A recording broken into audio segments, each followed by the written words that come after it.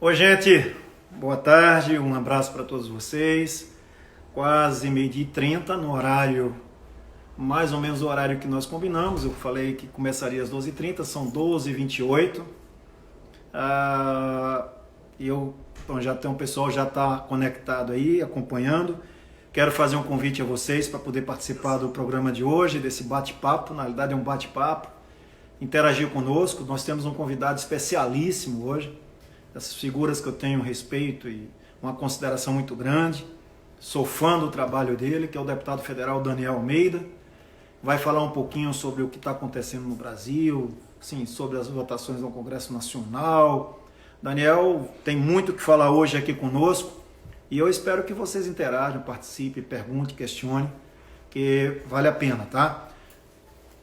As redes sociais já estão aí, Bobo Tavares 8, o Instagram, o Facebook, o Twitter e também o nosso site para que vocês possam nos alimentar de informações, de perguntas, falar sobre a cidade, enfim, como é que está aí. Tá, o Paulo já tá conosco aqui. Valeu, Paulo, boa tarde, amigo. Hugo Soagito, meu amigo querido Hugo lá de Senhor do Bonfim. Um abraço para você. O Maurício Adani já entrou também conosco, o Everton também está conosco. O Giovanni está nos acompanhando, o Maurício mais uma vez também, a Rita Barbosa acabou de entrar, o nosso tricolor baiano, nesse final de semana aí vocês viram, o Bahia jogou, arrebentou, Bahia está na final, viu gente, do Campeonato Brasileiro, vai botar sua segunda estrela aí no peito, vou esperar para acompanhar esse jogo. Obrigado a vocês pela participação na live de sábado, sensacional, muita gente. Nós fizemos uma logo depois, quando lançamos os gols, questionando, né, Aninha? Questionando aí o gol mais bonito, daqueles que eu coloquei de cabeça, foram alguns gols que eu escolhi, e a galera escolheu aí, nós perguntamos também o gol, uma lembrança, né, da Fonte Nova, e me parece que tá vencendo aí a enquete, o gol de 86 que eu fiz contra o Operário, que ganhei a placa, né, da Fonte Nova, lindíssimo por sinal. Espera aí já que nós vamos colocar aí, tá? Acompanha conosco aí. Muita gente já interagindo, o Fabrício aqui conosco também. Ele tá falando do gol na final. O gol da final também valeu, viu, Fabrício? Muita gente falou isso aí. O Everton Família, um abraço, amigo. Fabrício também, o outro Fabrício também acompanhando. O Maurício mandou uma mensagem, vocês vão ver daqui a pouquinho. E a gente vai falando. O Paulo Júnior, como será o cronograma de esporte na Bahia depois dessa pandemia passar? Tá se discutindo isso, viu Paulo? O Júlio, o Júlio SCB participando, acabou de entrar, muita gente.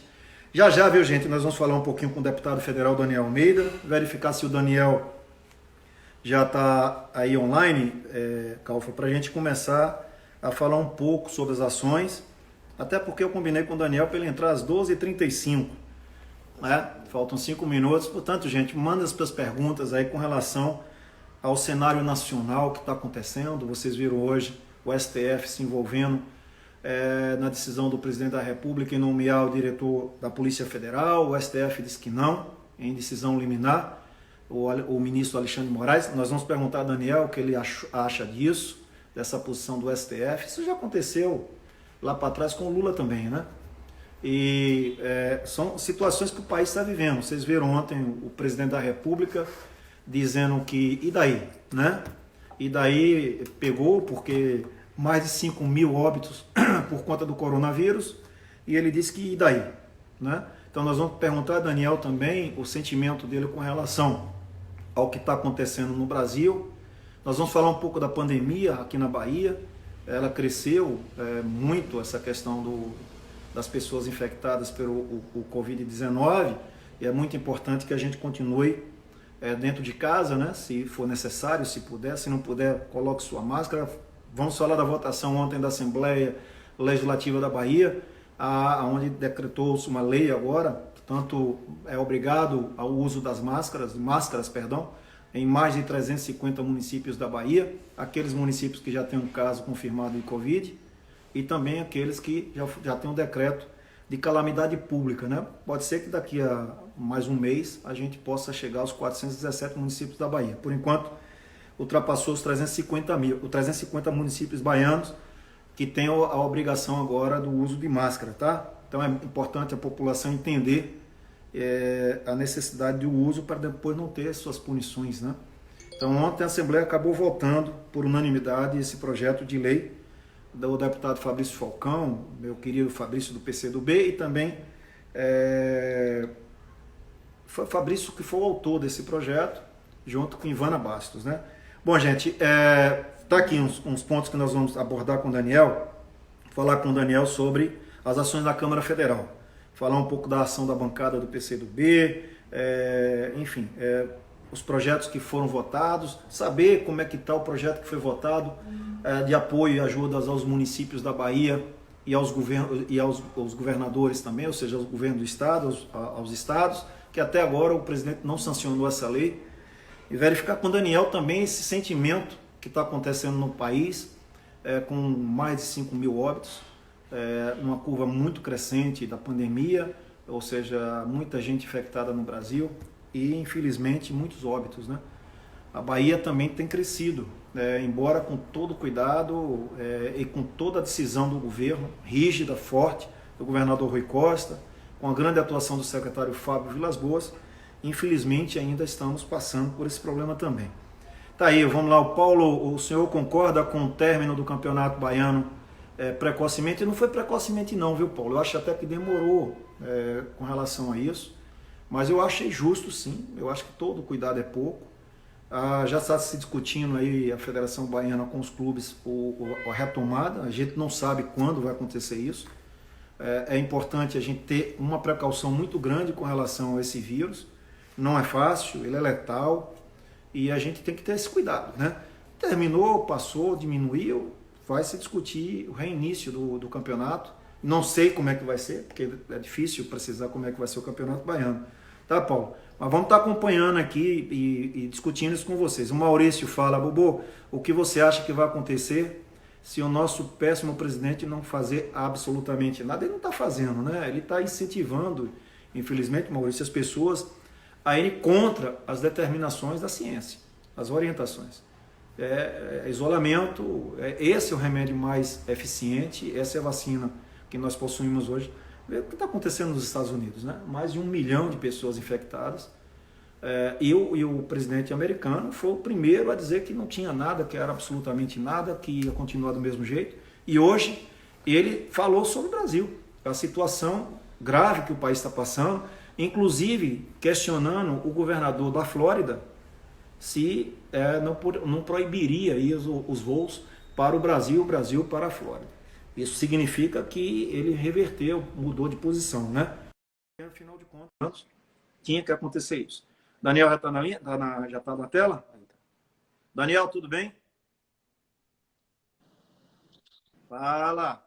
E aí, Você tá bem, essa barba bem feita, tá se cuidando, hein, garoto? oi, casa, vai parecendo o cabelo.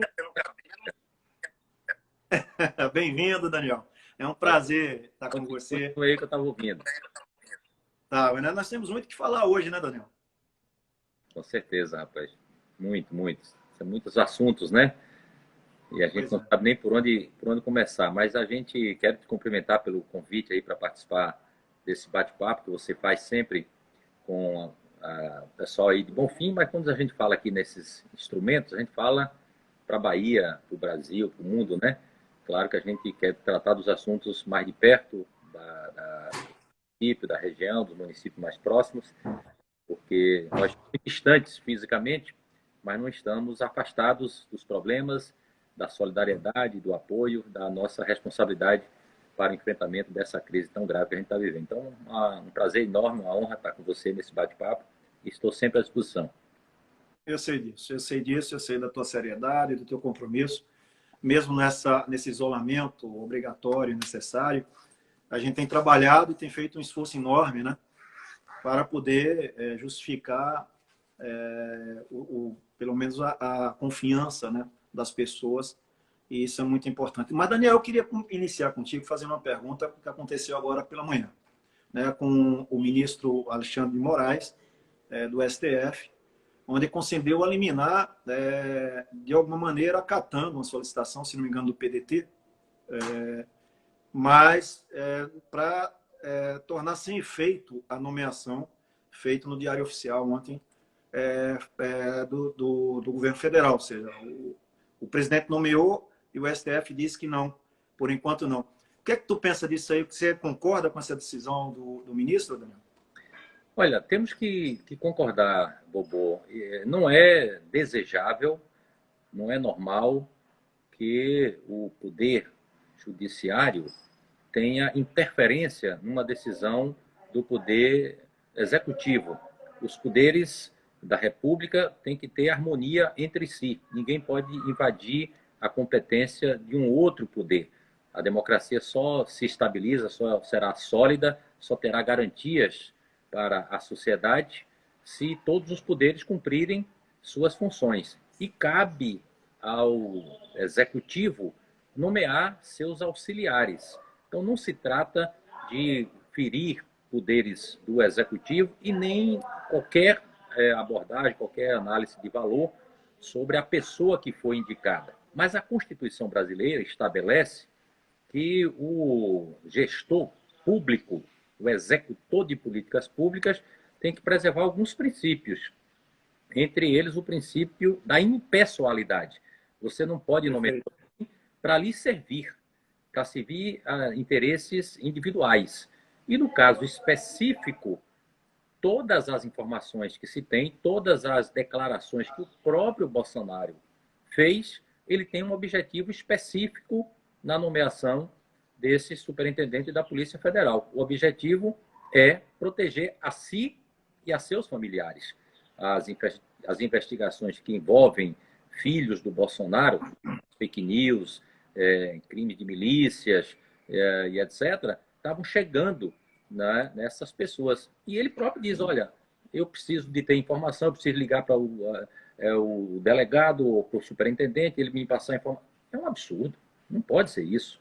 Você não pode transformar uma instituição tão importante como a Polícia Federal num aparelho a serviço de quem quer que seja. Nem para proteger os filhos dele e nem para transformar isso num instrumento de perseguição dos adversários.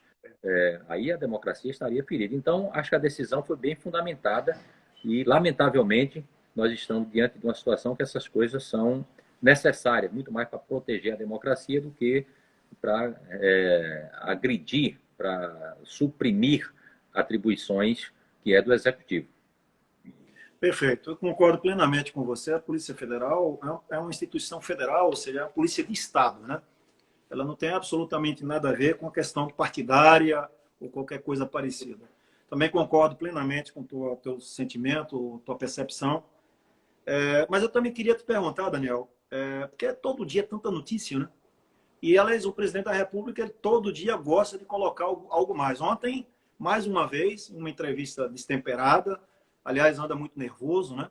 Até pela falta de liderança que não possui, ele transfere isso e culpa todo mundo. Agora a culpa, mais uma vez, é da mídia. Ontem, naquela frase que, evidentemente, chocou a todos nós, e diz, e daí? Eu sou Messias, mas não sou... ou seja, eu não faço milagre. Quer dizer, é inacreditável com uma quantidade tão grande de óbitos e pessoas que perderam suas vidas por conta do Covid e da Covid-19. E o presidente, por não ter liderança, por não ter uma política clara de enfrentamento a isso, ele percebe que é melhor, no caminho dele, na percepção dele, agredir, ofender e, de alguma maneira, se manter com a mesma linha de pensamento. Como é que você imagina, Daniel, que um cara tão vivido na experiência política, um cara que com tanta sensibilidade, você ouvir isso de um presidente da República? Já imaginou? Você imaginou um dia poderia ouvir isso, Daniel? Difícil, né, Bobô? Eu convivi com o Bolsonaro 16 anos. Ele teve 28 anos como deputado federal. Desses 28, 16 anos eu convivi com ele. Então, para mim, não é surpresa ele se apresentar agora com essas características, porque isso ele fazia lá como parlamentar. Ele sempre foi uma pessoa tosca, grosseira, de nenhuma capacidade para sugerir qualquer coisa em favor do Brasil, dos brasileiros, né? E de repente se tornou presidente da República. Enquanto ele era deputado, deu motivos várias vezes para que nós pudéssemos cassar o mandato dele. Mas as pessoas foram relevando, né? Agora, na presidência da República, a ignorância, a estupidez, sentar naquela cadeira é algo absolutamente intolerável. Então, Bobo, o que a gente vai percebendo é que há 4 anos, no Brasil, se quebrou a chamada normalidade democrática. Fez um grande movimento político para interromper a vontade soberana do voto que elegeu a presidenta Dilma. 16 de abril, fez 4 anos esse mês, né? E dizia que era para melhorar o Brasil, para modernizar o Brasil, para retomar o crescimento econômico, etc. De lá para cá, as coisas só pioraram. Quem está pagando o preço mais elevado é o nosso povo. Aquele processo, a quebra daquela normalidade, resultou na eleição de alguém que estava fora de qualquer perspectiva de eleição. O Bolsonaro sentou naquela cadeira e tem um projeto, é desconstituir tudo, né, para botar nada no lugar. Nunca propôs absolutamente nada. E como as responsabilidades não cessam, cabe a quem está na presidência da República tomar decisões e assumir responsabilidade, e ele não quer fazer isso. Todo dia ele encontra uma briga. Ele acha que a função dele é ficar no Twitter semeando ódio e brigando com alguém. Todo dia ele inventa alguém para brigar. Ou é o STF, ou é o Congresso, ou é a OAB, ou são os governadores, ou são os prefeitos. É só descobrindo adversário. Só quem ele imagina proteger é a família e a turminha que está em torno dele, os milicianos, né? E fica o principado, né? O principado lá, né? Os príncipes. Então é realmente algo assim, é uma tragédia, algo extremamente lamentável. E na verdade é isso. Ele não quer assumir a responsabilidade. Ele fica tentando jogar a responsabilidade nas costas dos outros. E não tem como a responsabilidade não ser da União. Para cuidar do enfrentamento, coordenar o enfrentamento disso tudo, ter recursos, né? Só tem uma fonte, que é a União. E ele não quer assumir esse papel, né? Infelizmente, é isso que nós estamos verificando, né? Perfeito. Olha, tem muita gente hoje aqui. Acho que a audiência... Você vê com a moral, né, Daniel? Moral é moral, né? Bastou você entrar aqui, chovendo de gente aqui, participando lá dessa live. Mandar um abraço para o Bruno. Bruno entrou. Tem umas perguntas já, e daqui a pouco eu vou até passar para você. As pessoas interagindo. Mandar um abraço aí para o comandante-geral da Polícia Militar, Coronel Anselmo, que está acompanhando, viu, Daniel? Tá prestigiando nós dois aí, não. Estamos bem na fita, né? Muito bem. Jogar com craque é assim. Quando a gente joga com craque, a gente fica... mas vai tocando a bola. Mas deixa eu te fazer uma pergunta. Temos ações que eu acho que é importante a gente relatar para as pessoas que estão nos acompanhando. Primeiro, as ações aqui na Assembleia Legislativa da Bahia, da mesma maneira que vocês estão fazendo as reuniões em Brasília via remoto, nós também estamos fazendo aqui.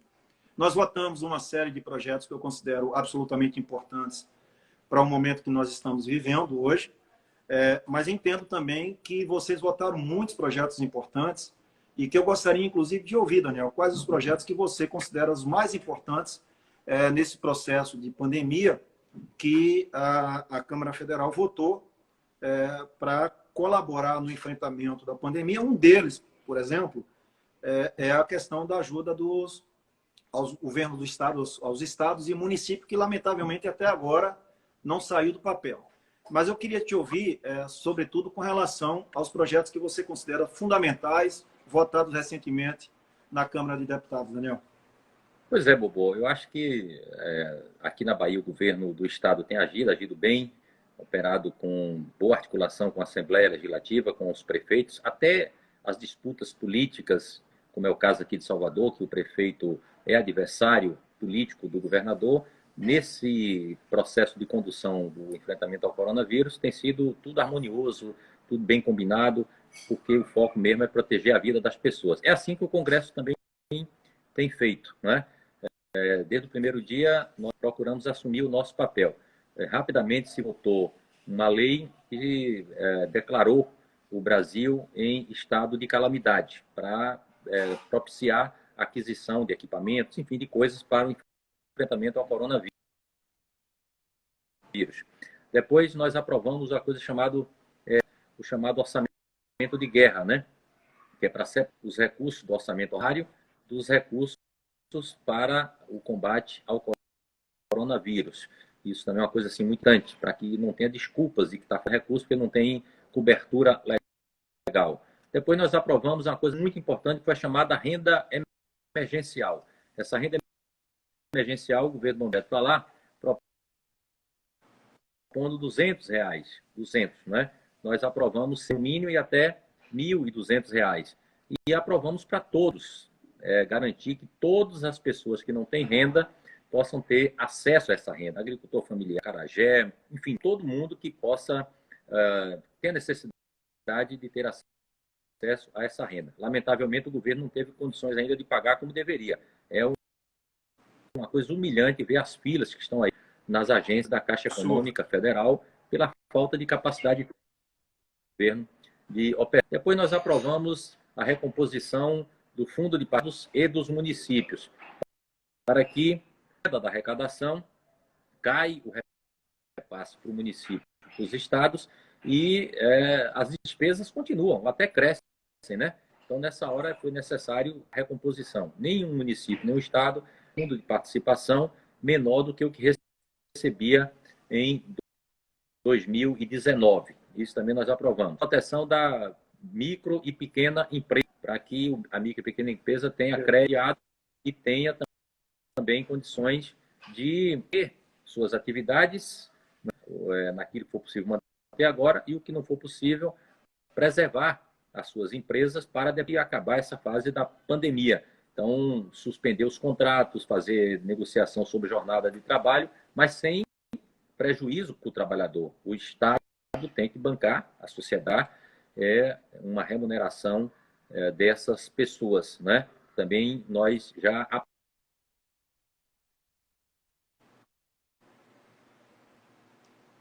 o acesso aos equipamentos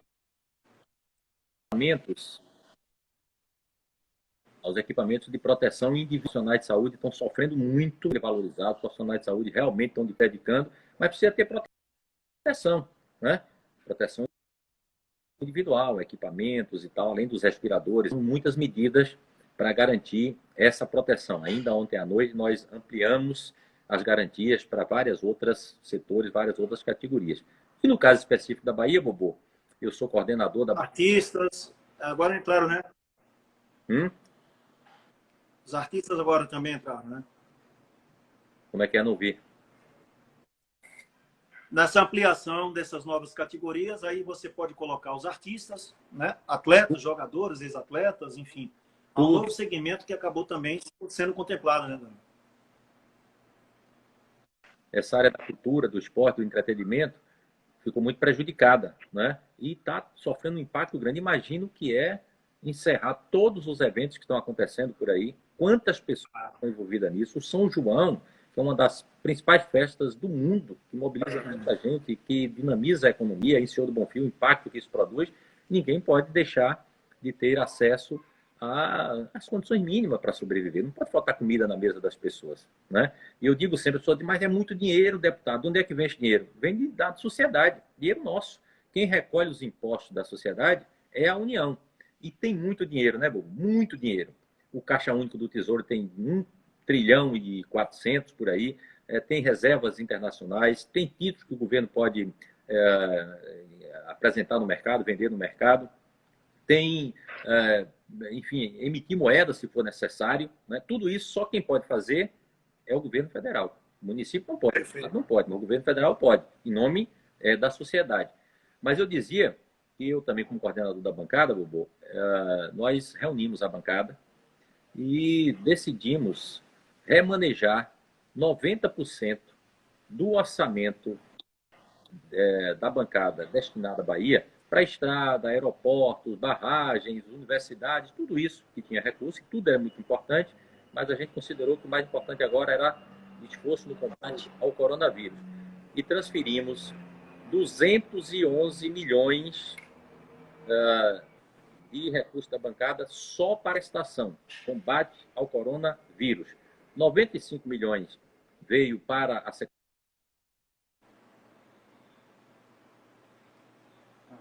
Muita chuva, né?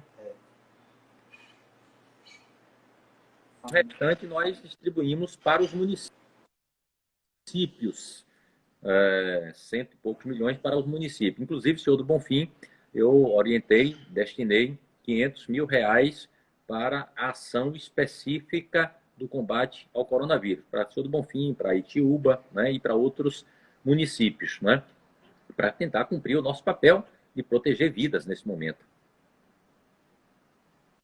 Perfeito, Daniel. Daniel, é interessante que no início da nossa conversa, nós falamos que o presidente da República, ele não tem, por ele não ter capacidade de administrar o problema que existe, que é grave, e também de conduzir um processo de união no país inteiro, sobretudo com os governadores, no diálogo com os governadores, ele prefere atirar. Aliás, ele sabe bem atirar. E alguns governadores, sobretudo aqueles governadores que tomaram posição contrária a ele, ao sentimento dele, ele continua atacando e continua perseguindo. Essa posição desses governadores, como Rui Costa, Flávio Dino e tantos outros governadores, que entendem que prioridade agora é a saúde, depois vem a economia, esse sentimento também é a mesma coisa que você fala, você pensa dessa mesma maneira, ou você entende que está na hora também de começar a pensar um meio termo disso aí? O governador Rui Costa agora, você falou do São João. O governador já determinou que não vai ter São João. E é uma medida justíssima. Por mais que doa a gente, por mais que a gente saiba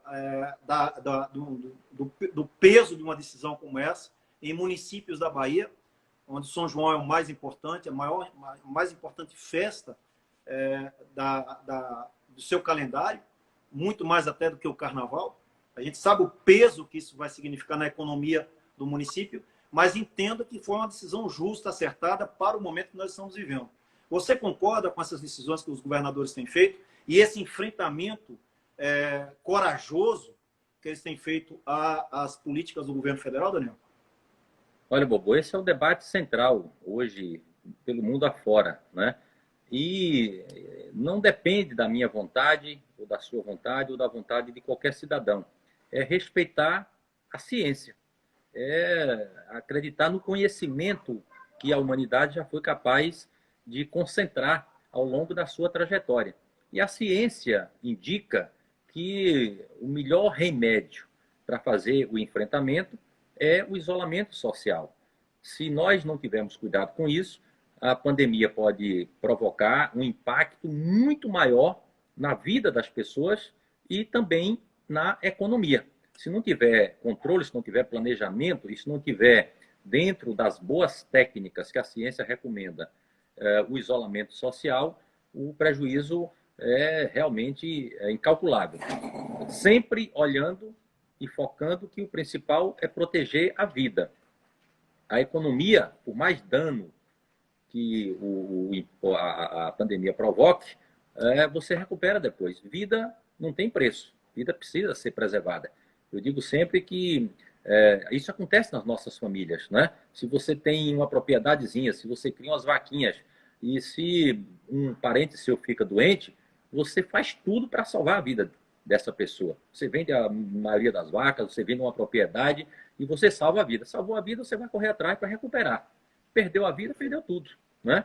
Então, esse é o foco que a gente deve ter. Claro que quanto menor o tempo de quarentena, melhor. Nós trabalhamos sempre para ter um tempo menor. Uma hora isso vai passar.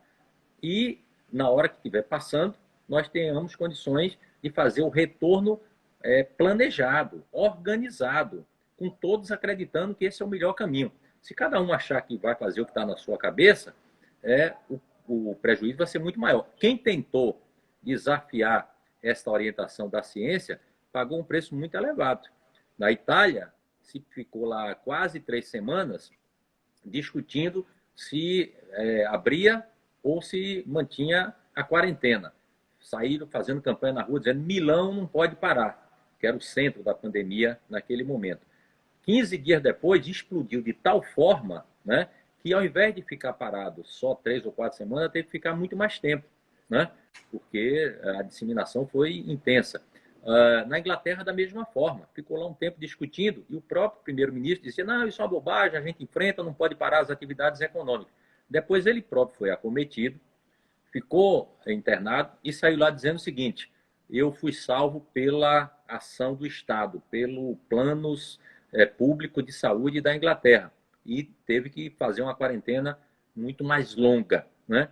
A China foi na contramão, disse o seguinte, nós vamos isolar tudo, isolou uma população de 40, 50 milhões de pessoas, só a cidade de Wuhan tinha mais de 12 milhões de pessoas, isolaram e ficou um tempo mais curto. Hoje a China está tendo condições de vender muita coisa para o mundo inteiro, com um bom exemplo de enfrentamento. Além do impacto de vidas ter sido muito menor, lá tem 1 bilhão e 400 mil pessoas. Morreu menos gente que o que já morreu no Brasil, né? E a economia já pôde voltar a funcionar. A Nova Zelândia, você está falando da China, mas a China é diferente do Brasil. Mas a Nova Zelândia, que é um país pequeno, também já evitou a disseminação, já está abrindo as atividades ali na Nova Zelândia, né? Então, os países que tiveram disciplina, tiveram organização e tiveram condições de fazer o fechamento e o isolamento social de forma mais eficiente, está programando o retorno agora também de forma mais eficiente. Então, eu tenho absoluta convicção de que no Brasil nós não chegamos ainda no pico, a situação está piorando, nos próximos dias, infelizmente, vai se agravar muito, e boa parte desse agravamento é porque uma parcela grande das pessoas passou a não acreditar no isolamento, passou a ter uma desobediência estimulada pela presidência da República e o preço pode ser muito elevado. Então, não é o que eu queira, não é o que eu gostaria. Eu gostaria muito de estar com meus filhos. Meu filho completou essa semana aniversário, eu não pude estar com ele, com meus netos, né? Eu não posso visitar meus parentes. Todos nós estamos fazendo um sacrifício. Não é o que a gente gosta. A gente tem que pensar no que a gente tem que fazer, na necessidade da gente fazer e ter solidariedade. E, portanto, eu tenho muita concordância com a ação que os prefeitos, que os governadores estão conduzindo, né? E espero que, cumprido essa orientação, num tempo mais curto possível, a gente possa retomar as atividades normais, as atividades econômicas e a geração de renda, né? E a circulação de pessoas. Pois é, muita gente interagindo aqui, inclusive eu estou vendo aqui as mensagens, boa parte das pessoas concordando, a grande maioria, não boa parte, concordando também com esse entendimento, ou seja, para que a gente possa ficar menos tempo dentro de casa, ou seja, no isolamento social, longe do que a gente gosta de fazer, longe das pessoas que a gente ama, ou só com uma parte das pessoas que a gente ama dentro de casa e outra fora, no caso os netos, por exemplo, realmente não é fácil para ninguém. A gente entende isso. Mas um único remédio eficaz, né, uma única vacina que tem tido um efeito extraordinário até o momento, é o isolamento. Então, acho que tem sim que a gente fazer um esforço maior, ficar dentro de casa até a gente conseguir neutralizar essa situação, que não é fácil, mas também, se tiver que sair, põe a máscara, né? Agora é lei, é obrigação, não tem como dizer que não tem que fazer, tem que usar, para que a gente possa sair o mais rápido possível dessa situação e voltar a ter uma vida normal, né? O cotidiano normal. Daniel, tem muita gente aqui interagindo de Bonfim, muita gente de Rui Barbosa, de Alagoinhas, da Bahia inteira e gente de fora da Bahia também acompanhando esse bate-papo com você. Mas eu queria manifestar uma preocupação contigo, dividir essa preocupação, que eu acho que é importante, com o sul do estado da Bahia. Né? Eu queria te ouvir um pouco, como você tem acompanhado a situação do coronavírus, sobretudo em Ilhéus e Itabuna. Realmente é muito preocupante. Eu acompanhei uma entrevista recente do secretário Fábio Vilas Boas, do próprio governador Rui Costa, inclusive colocando uma situação, se continuar da maneira que está, as pessoas não respeitando o isolamento, ou seja, as orientações, etc., nós vamos ter que tomar medidas mais duras com relação ao isolamento. Ou seja, não vai ser uma coisa mais democrática, uma coisa determinada. Eu queria te ouvir um pouquinho sobre o teu pensamento com relação, sobretudo, a esses dois municípios da Bahia, Ilhéus e Itabuna, que realmente nesses últimos 4 dias. Cresceu. Aliás, feira também começou a crescer bastante, de ontem para hoje. Mas eu queria te ouvir um pouquinho. Pois é, Bobo, isso vai demonstrando que é necessário acreditar nas autoridades, na ciência e cumprir as orientações do governador, dos prefeitos. Aí em Bonfim, eu sei que o prefeito está atuando, a equipe do prefeito, o ambiente político tem convergido para todas as diretrizes, as orientações e, felizmente, essa região está ainda muito protegida, tem pouca disseminação e tomara que seja assim. Onde tem gestor público com pouca confiança, com pouca credibilidade, ou que não dá importância devida ao papel da coordenação dessas ações de isolamento, os danos são muito graves, né? Eu conversava com o governador, tenho conversado muito com ele, conversava também ontem com o secretário, e ele dizia exatamente isso. Olha, ali em Ilhéus e Itabuna, que é uma conurbação, são 2 cidades grandes, e tem várias no entorno, são muito próximas, as pessoas circulam muito de um lugar para outro, né? E não tem uma ação coordenada. Os prefeitos passam por dificuldades políticas, não tem uma boa compreensão, às vezes fica inibido em tomar as decisões que deveriam serem tomadas, né? Um fica jogando para o outro, e o resultado é que a disseminação explodiu. Numa semana, multiplicou por 3, 4 vezes o número de infectados, já está chegando perto de um colapso ali naquela região, e é isso que pode acontecer. O Estado está tomando as medidas, o governador me disse que está tomando as medidas, o secretário, mas os efeitos que começam a aparecer agora foram de coisas que não foram feitas há 10 dias, 15 dias atrás. Então você fica correndo atrás do prejuízo. Pode ser que naquela região tenha necessidade de parar tudo e parar um tempo maior. E aí com a decisão mais drástica, com muito mais prejuízo para todo mundo. Não só prejuízo econômico, como os prejuízos da perda de vidas, né? Que a gente não pode calcular. A gente estava discutindo aqui também, lá em Brasília, a situação de Santa Catarina. Parecia que as coisas estavam sob controle. Aí o governo disse, então, vamos começar a liberar para as pessoas produzirem. Até comemorar a abertura de shoppings, etc.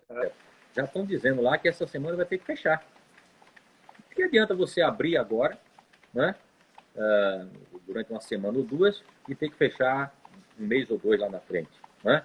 Por uma situação de agravamento da crise. Então, realmente, nós temos que ter muita confiança naquilo que for definido pelas autoridades públicas. E, nesse caso, quem tem tido muita lucidez para conduzir esse processo são os governadores de Estado. Os governadores, no geral, têm se unificado muito nas ações e combinado isso com os prefeitos. Onde tem a combinação com os prefeitos, as coisas têm andado melhor. Temos que acreditar nisso. É fundamental a gente fazer esse sacrifício agora.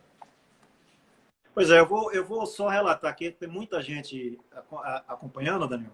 Eu vou só falar o nome da cidade, porque não vai dar para, rapidamente, porque o pessoal de Serrolândia acompanhando, Bonfim acompanhando, pelo menos foi o que eu vi aqui muito rápido, Capim Grosso, Serrolândia, Várzea do Poço, Andorinha, o Wagner está aí mandando um abraço, pessoal, muita gente de Salvador interagindo aqui, bacana. Eu sobretudo, estou me referindo mais à Bahia, óbvio, porque a preocupação é com o mundo, com o país, mas também, claro, que a gente tem que estar com um sentimento maior de reflexão sobre o nosso Estado e sobre os baianos e baianas. Eu entendi, eu ouvi atentamente o que você falou com relação a essa preocupação, sobretudo com essas 2 cidades que o coronavírus cresceu muito, mas naquela região que você se referiu, por exemplo, e eu quero aqui realmente parabenizar todos os prefeitos pelo cuidado, etc., etc., mesmo assim, 2 cidades pequenas do território do Piemonte, pertinho aí de Bonfim, você se referiu, já tem casos confirmados. Na verdade, 3 cidades. Uma já com um tempo, que é Campo Formoso. Ontem apareceu o primeiro caso de coronavírus no Pilar, que você conhece bem, Jaguarari, né? E apareceu também em Caldeirão Grande. Ou seja, de um caso, pode ser que aí tenha outros casos, né? E quanto mais o rigor, quanto mais a presença do governo municipal, com as ações do Estado, determinando o que tem que ser feito, melhor para todo mundo. Por isso que eu queria dizer, eu ouço muito isso. Calma, gente, vai passar. Mas se a gente não fizer o que tem que ser feito, não vai passar tão rápido. Né? O que tem que fazer? É isolamento social, se tiver que sair, põe uma máscara, reduz bastante a contaminação, e a gente não vai ficar aí, digamos assim, com o cabelo em pé, preocupado com tudo que está acontecendo, porque parte da população, Daniel, não entende isso. Ela não entende isso. Ela confronta, ao contrário, ela está confrontando. Ela diz que ela está imune a esse problema, e não está. Então, assim, é um problema grave, sério, perigoso.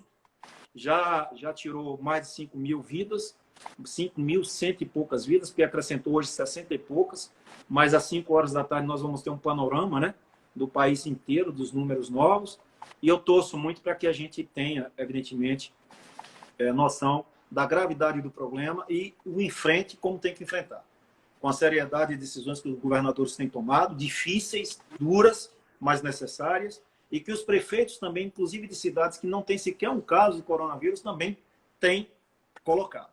Até na contramão do que alguns governos colocam. Olha, não tem caso, pode flexibilizar.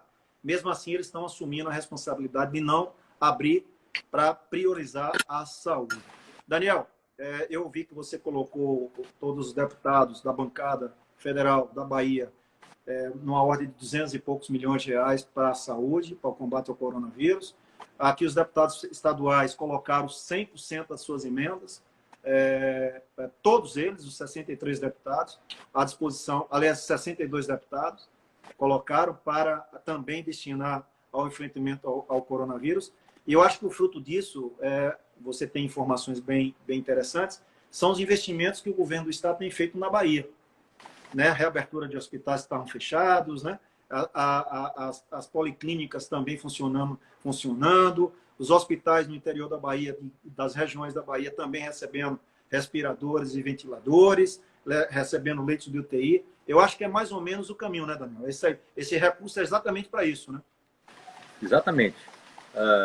O governo do Estado cabe fazer a coordenação do conjunto do Estado, olhando uma região que tem uma disseminação maior, naquela região, em determinado momento, pode ter necessidade de um deslocamento de pessoas, de equipamentos, de montar uma estrutura especial, né? E por isso que os recursos eles são um volume maior para o governo do Estado.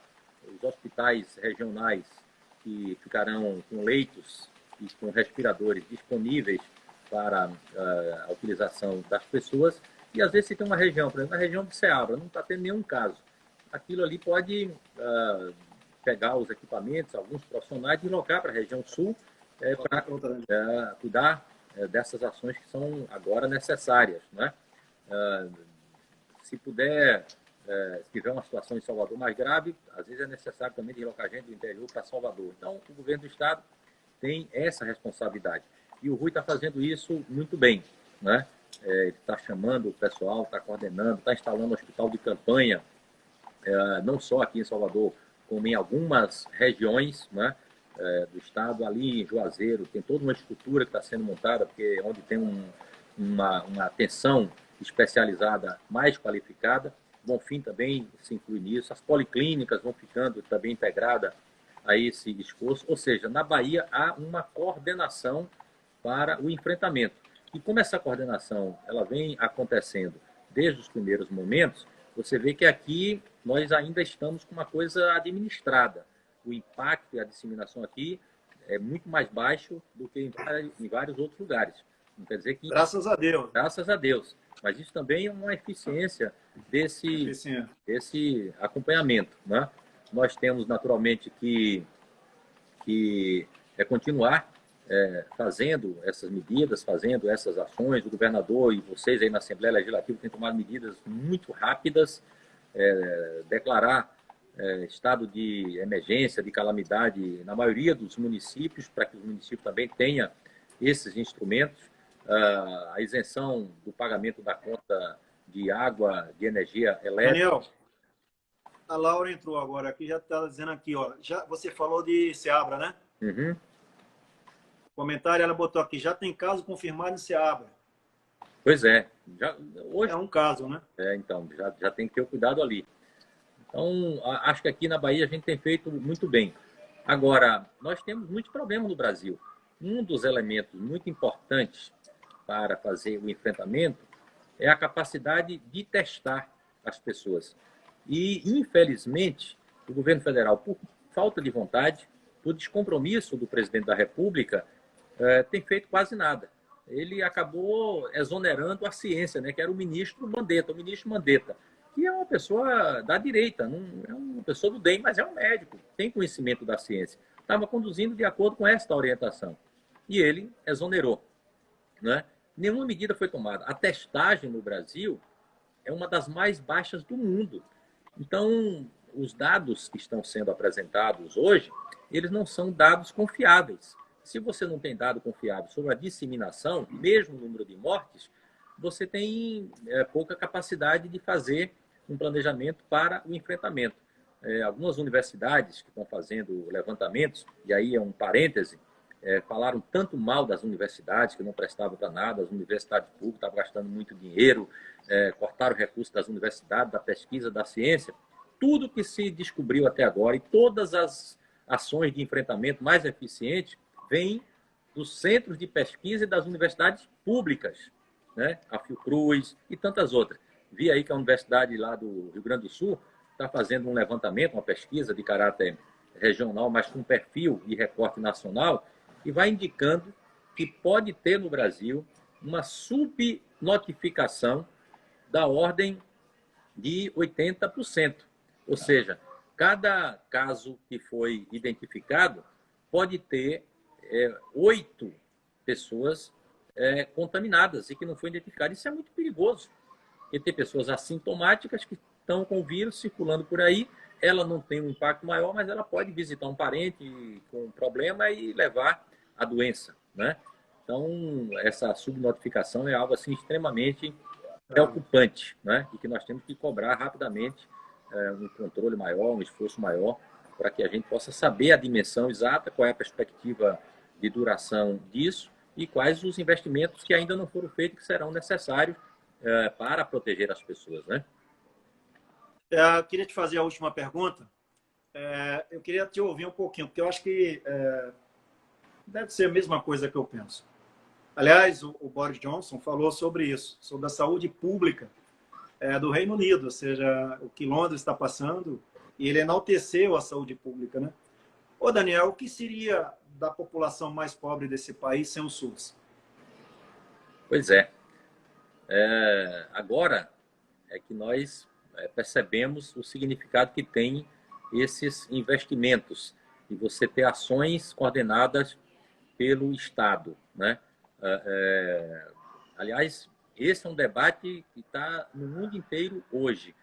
Durante muito tempo, só se ouvia na televisão, no rádio, nos jornais, no debate lá no Congresso, de que o Estado é coisa ineficiente e que o mercado resolve tudo, né? Que as pessoas têm que serem reconhecidas pela ação individual de cada um. Claro que cada um de nós temos particularidades, temos ações e iniciativas que são individuais, mas esse episódio demonstra que o Estado é fundamental, indispensável.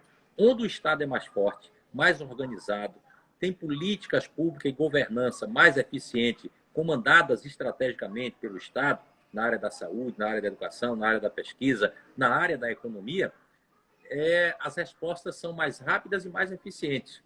Poupa mais vida e poupa mais a economia. É assim em todos os lugares.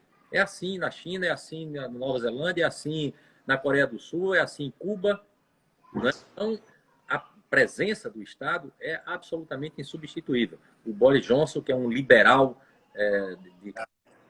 quatro costado, está pagando o preço e fez esse discurso. Os Estados Unidos é que tem a maior quantidade de mortos e de infectados. É a maior potência do planeta. Como os Estados Unidos, com tanto dinheiro, não é capaz de proteger a sua população? Porque acha que o Estado não tem papel, deixa lá cada um por si, né? E perdeu completamente o controle. Bobô, é bom a gente falar nesse momento que o orçamento de guerra, o orçamento da chamada segurança nos Estados Unidos, que é praticamente arma, construir arma e fazer guerra, no ano de 2019 foi em torno de 750 bilhões de dólares. Isso dá aproximadamente 4 trilhões de reais. Para quê? Para fazer guerra, para matar gente. Se tivesse gasto um pouquinho disso em pesquisa, em políticas para proteger as pessoas, em saúde pública, o impacto na economia, na vida das pessoas, estaria longe de ser isso. Então, é um debate importante que a gente tem que fazer. A necessidade da gente valorizar mais o coletivo, ser mais solidário, olhar um mais para a realidade do outro, né? Não achar que individualmente a gente pode resolver tudo, né? E o Estado é imprescindível. No Brasil, nós temos o SUS, que com todos os limites, com toda a ineficiência de quantidade de recursos, e está em tudo quanto é lugar. São os agentes comunitários de saúde que estão lá, são as pessoas que estão nos hospitais, nos postos de saúde, nas UPAs, né? Nos hospitais públicos. São essas pessoas, não é? Essas pessoas que estão... Então, Daniel, você acha então que o SUS merece uma salva de palmas, né? Fantástico, isso aí, fantástico. Eu estava ouvindo outro dia o pessoal falando sobre a questão dos Estados Unidos, os americanos que não têm plano de saúde, e que o pessoal entende, acha, pelo menos boa parte da população brasileira entende que lá os americanos gozam do privilégio de ter também uma saúde gratuita. E não é assim, né? Lá não tem saúde gratuita. Ele vai pagar, se for o caso, até o resto da vida, mas ele vai pagar aquele tratamento no hospital que o atendeu, né? Vão parcelar infinitamente, mas ele vai ter que pagar.